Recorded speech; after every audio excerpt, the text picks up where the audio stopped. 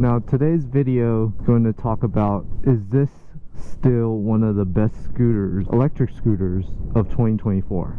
Now I have a few categories on why this is.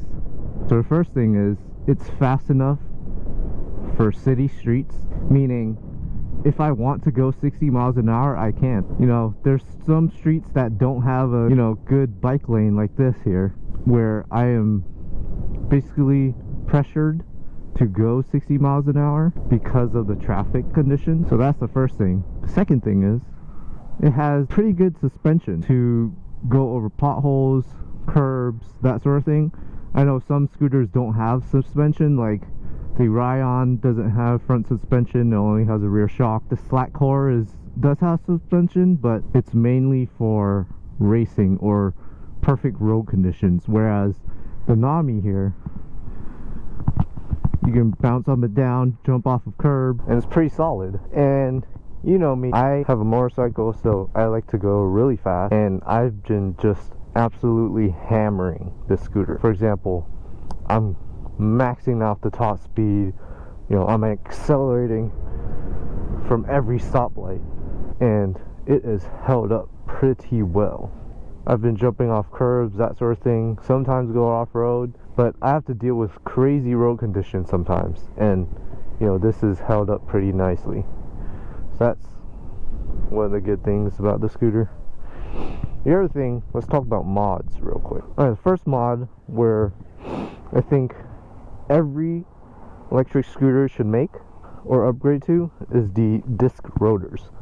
So almost all electric scooters come stock with just a stainless steel rotor, and they're just one piece of metal. And if you look at motorcycles or like sport bikes, they have floating disc brake rotors, meaning the outside is metal but the inside is aluminum, which gives the disc brake a benefit of expanding and contracting better than if it was one steel rotor. This helps dissipate the heat. It doesn't warp as much. Since I've got these, I haven't gotten a warped rotor since.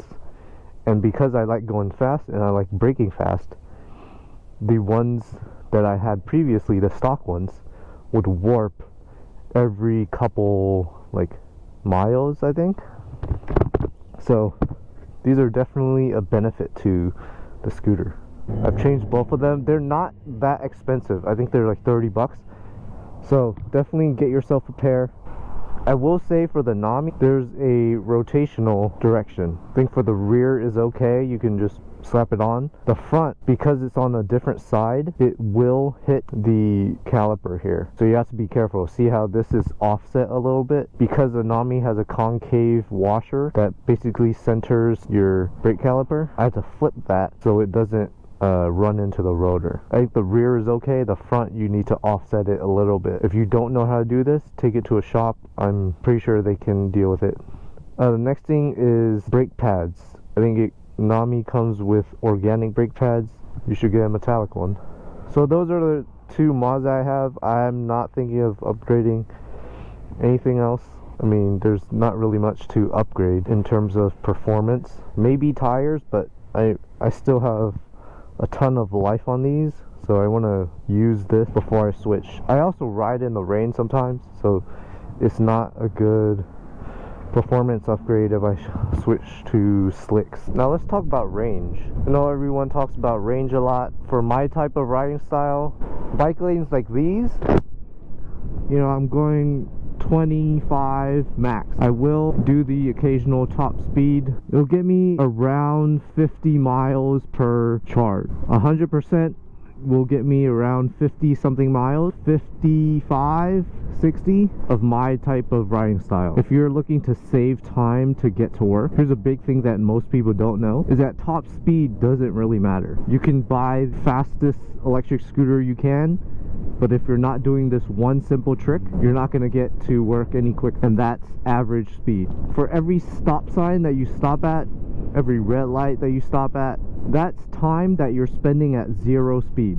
I'm not saying that you should run all of these stop signs and red lights, and you decrease the amount of time spent at 0, or at low speed, you'll get to your destination quicker. It does matter that you're going a faster top speed, but the sole reason why you're not getting to your destination quicker is because your average speed is low. So let's say if you have to stop at this stop sign, you know, come up to the stop sign cruising, or come up to it and then go on the brakes really hard.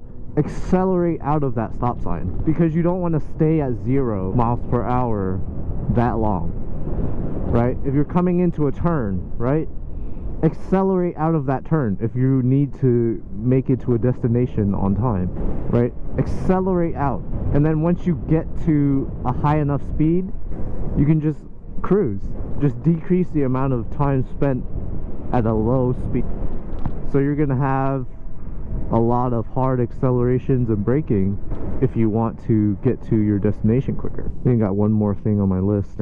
Future videos, 0 to 60 time. I'm thinking of doing a 0 to 60 time, and that'll go into my top speed run, which 60 is usually the top speed of most electric scooters.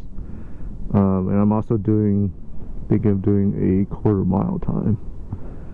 That's to be determined.